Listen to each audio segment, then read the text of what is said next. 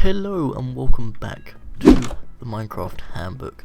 Now, last episode we worked on the docks down below. No we didn't. We went adventuring for jungle. Sorry, I'm getting my episodes completely confused. This is gonna be episode 20. Wow. Yes, obviously before we worked on the docks, then we went to the jungle, and since then I've worked on this. So I put in what was supposed to be palm trees. I don't really know what they are. They don't quite look right for palm trees, but I think they look right for beech trees at least. And I tried to kind of spruce up the area, so it's got a whole bunch of kind of texturing for the paths. There's lanterns and hidden glowstone lights and bits like that, just to keep it all kind of lit up. But there's no torches in this area, kind of scattered about, which I'm really happy about. This episode though, we're going to be working on something else completely. I just wanted to kind of fill you guys in. So we went to the jungle obviously, and we found some bamboo, and obviously we keep all of our automatic farms down in this section. So what I want to do is I want to build a fully automatic bamboo farm down here. Now as you can see, I've blocked off the other farms, just so we can, not have items rain down on us whilst we're working. I'm going to get my resources ready, and then we'll get right into this one. And so I gathered all of the resources, and this is pretty much the same kind of design as in the sugarcane farm. So I'm going to put in my pistons first of all. So you just need a piston on the second high block on all of these. We're gonna come back here, and I'm gonna do this like a tutorial. I know some people probably don't want me to do it like that, as they just want it to be more like a playthrough, but I kind of want it to be a tutorial, as some people obviously won't know how to do this. I'm gonna place sand. I don't think there's any effect that the block underneath has, so you can use dirt or sand or mycelium, I think also works, or coarse dirt. Grass blocks I think also work. I don't think that affects the rates of which things grow, but I'm going to use sand just because that keeps with the same as the sugarcane farm, in case anyone's watching and gets confused between the two. Now we're going to come behind, and we're going to run a line of blocks directly behind the pistons. So not one up, not one down, it has to be directly behind. I'm going to do the same on this side, and let's just connect it up like that. We've run out of cobble, and I probably shouldn't be building in andesite either. Let's go and grab some cobble just to keep it all. I had some more cobble in my inventory. Whoops. I have been thinking about this. I know it's good practice to use wool for redstone builds. That's something I'm going to convert all of my builds to use at a later date, but for now we're going to be using cobble, simply because I haven't got the wool resources that I want to have in order to do so. Yeah, I probably will end up using lime wool, as that's the most frequently used for redstone. So I keep in kind of in line with everyone else's builds. Now let's go kill the Skilly Bob, because he's getting on my nerves. Right, so we've run our line of redstone into the backs of all the pistons, and that's useful, as that now means they're connected. Now we're going to throw in the observers, which will detect block updates, which will then obviously, when there's a block update in front of it, obviously replacing from behind, so the faces inwards, they detect the block update, they power the redstone, which obviously powers the pistons.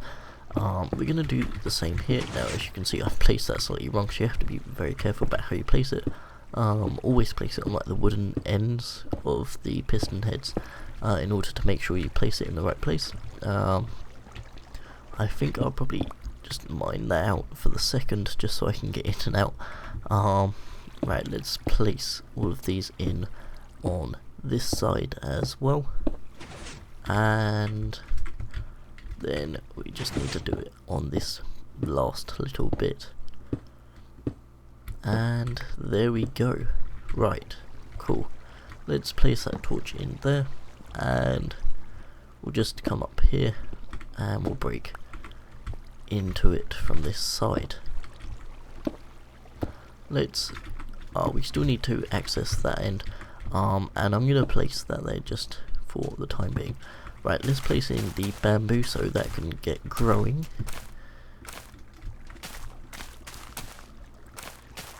And then let's place it in this side as well. So that's kind of the majority of the farm done. I've placed this one too low. Oh, what am I doing? Well, that's embarrassing. Let's just place on here.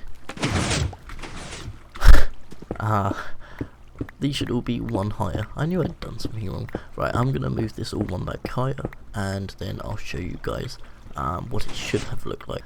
And this is what it should have looked like. Obviously, I've thrown in a torch at either end and in the middle because bamboo can only grow at light levels of 9 or higher. As you can see, it's now starting to grow, and those blocks in front of the pistons, when they go one block higher, that will obviously trigger the observers, and then that will cause the redstone to pulse, the pistons to fire, and then the drop should fall into the water stream. Now there's one last thing to do, and that's to remove the hoppers so we can get all of our sugarcane and pumpkins that have built up, and we've got absolutely tons of those, so that's kind of cool. So I'm going to close this off, and I'm going to hop down here so we can wait to see for it to drop. Let's pick up those items, but as you can see, we've got obviously 3 more rows that we can put in, and yeah, we'll definitely have to make use of those. I'll probably do at least 2, if not all 4, full of bamboo. The only problem is I've only got 2 at the moment, so I genuinely have to wait for this to drop. As you can see though, it is dropping, and dropping quite well. So I'm gonna get all of the drops. That's enough to kind of do either another farm or maybe all 3 of them that are left, and then I will show you guys the finished product. Alright guys, so I finished all 4 sections of the farm. Yeah, it took a little while. I had to go and get more resources like quartz to build more observers. I had to go and grab the bamboo that fell through, but as I open my inventory in a sec, you'll see just how efficient this has been. I've been here maybe 10 minutes, and yeah, we are almost talking 7 full stacks of bamboo, which I think is absolutely incredible. So it's definitely something I can use for things like furnace, smelting, and bits like that. So I'm looking forward to getting more into that. But that's kind of it for this episode, guys. I've closed it all off, unfortunately, so I can't really give you guys too much to look at right now. I'm sure at one point we'll make it open like this so you guys can look in. But for now, that's going to be it. I hope you've enjoyed. I hope you found this